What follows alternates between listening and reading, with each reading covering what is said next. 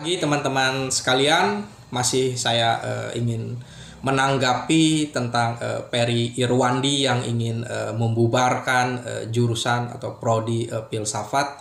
Ya sebagai wacana ya silahkan saja gitu kan.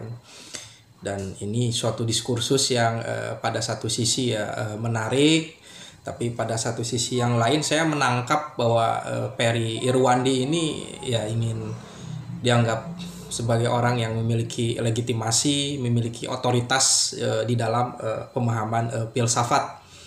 Dan saya pikir Peri Irwandi itu belajar filsafat ya harus sabar gitu kan, harus sabar, harus sistematis gitu kan. Dan secara argumentasinya memang lumayan gitu kan. Meskipun menurut saya Peri Irwandi itu harus bersabar gitu kan, harus bersabar lah ya, jangan terlalu bersemangat juga, terlalu merasa paling bisa gitu kan. Itu bisa jatuh kepada sesuatu yang disebut dengan solipsisme gitu kan, suatu subjektivitas yang lumayan gitu ya. Secara argumentum ad hominem saya pikir saya katakan bahwa Peri Irwandi tidak selalu paham dengan apa yang dia katakan gitu kan. Jadi jangan sampai saya katakan bahwa Peri Irwandi dia tidak tahu bahwa dirinya itu tidak tahu gitu kan. Ya susah kalau orang yang tidak tahu bahwa dirinya tidak tahu ya. Ini sesuatu yang sudah sangat istilahnya dalam ilmu mantik itu disebut dengan zahil murokab ya. Apa artinya ya Peri cari aja sendiri gitu kan.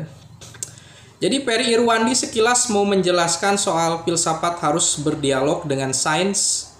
Apa yang dikatakan oleh Peri Irwandi itu sebenarnya bagus, betul, memang ya ilmu itu harus memahami tentang relasi dengan yang lainnya gitu kan. Tapi sebagai wacana ini bukan sesuatu yang baru itu kan, sudah lama gitu kan. Dan memang saat ini memang filsafat memang berelasi dengan ilmu yang lain, misalnya pada pemikiran Gilles Deleuze, filsafat dengan psikologi. Kemudian Jacques Lacan, pemikiran filsafat dengan psikoanalisa, dan banyak pemikir yang lain menggunakan pendekatan filsafat untuk melihat ilmu sains lebih komprehensif, misalnya Fritjof Capra, Ken Wilber. Ya saya pikir pemahaman mengenai kritik atau wacana yang meragukan filsafat tidak memiliki kemanfaatan ini sudah hal yang biasa. Misalnya filsafat pernah dikritik oleh positivisme bahwa ya ilmu filsafat sudah harus menghentikan spekulasinya gitu kan, itu udah pernah ada. Kemudian filsafat dikritik oleh Marxisme karena terlalu bersifat spekulatif, terlalu bersifat teoritis, itu sudah pernah dilakukan. Juga dikritik oleh positivisme atau saintifisme. Filsafat menganggap itu suatu bagian diskursus gitu kan, terhadap positivisme, terhadap rasionalisme atau saintisme yang terlalu merasa paling benar gitu kan. Dan hal itu bagi filsafat suatu paradigma yang mereduksi kebenaran gitu kan, berusaha untuk menyatakan bahwa kamilah yang paling benar, kamilah yang paling apalit, kamilah yang paling bisa memverifikasi, bisa memfalsifikasi kebenaran gitu kan. Ini pemahaman seperti ini dikritik oleh mazhab Frankfurt, misalnya oleh Herbert Marcuse yang menyatakan cara berpikir seperti itu adalah cara manusia yang berpikir satu dimensi, yang mereduksi kebenaran bahwa sains yang paling benar, pemikiran yang positivistik yang paling benar, pemikiran yang memiliki manfaat lah yang paling benar gitu kan. Ini sesuatu yang dalam diskursus filsafat ya biasa saja gitu kan. Tapi manusia memaknai tentang dirinya, tentang kebenaran, tentang kemanfaatan itu menjadi lebih interpretatif gitu kan, lebih mendalam lagi gitu kan. Tidak perlu dibatasi oleh pemahaman ini bermanfaat atau tidak. Atau memang kita harus memiliki prinsip bahwa yang bermanfaat itu pasti benar dan yang benar itu pasti bermanfaat. Tapi sebagai suatu wacana ya Peri Irwandi terlalu merasa, kalau merasa besar diri dengan melontarkan wacana itu ya sungguh tidak tepat gitu kan. Jadi istilahnya jadi pahlawan kesiangan. Wacana Perry Irwandi bagi saya tidak signifikan, tidak punya legitimasi, tapi wajar di dunia saat ini karena memang menuju era hilangnya kepakaran. Setiap orang boleh bicara meskipun tidak punya otoritas gitu kan.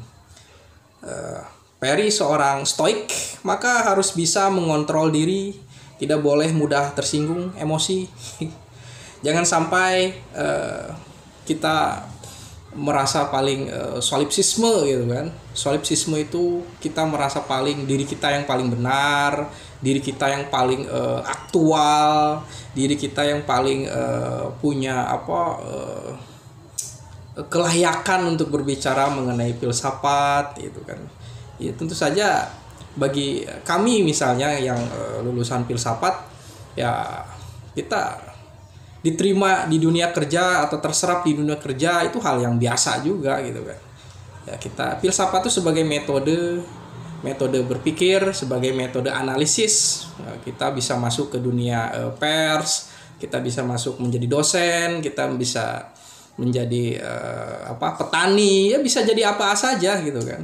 Dan filsafat itu sesuatu yang menjadi cara pandang kita melihat sesuatu, perspektif gitu kan.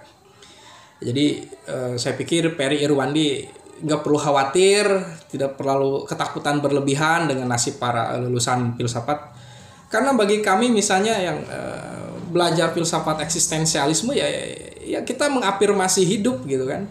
Kita mengafirmasi manisnya hidup, getirnya hidup, kita menerima tragedi yang ada gitu kan.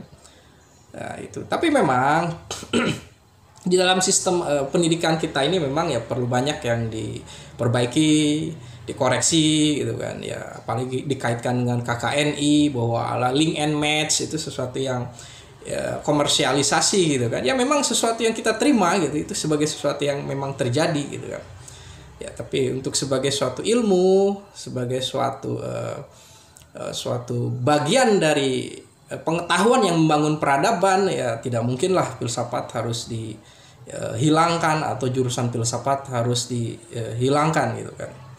Dan memang filsafat ini memang sesuatu yang kadang disebut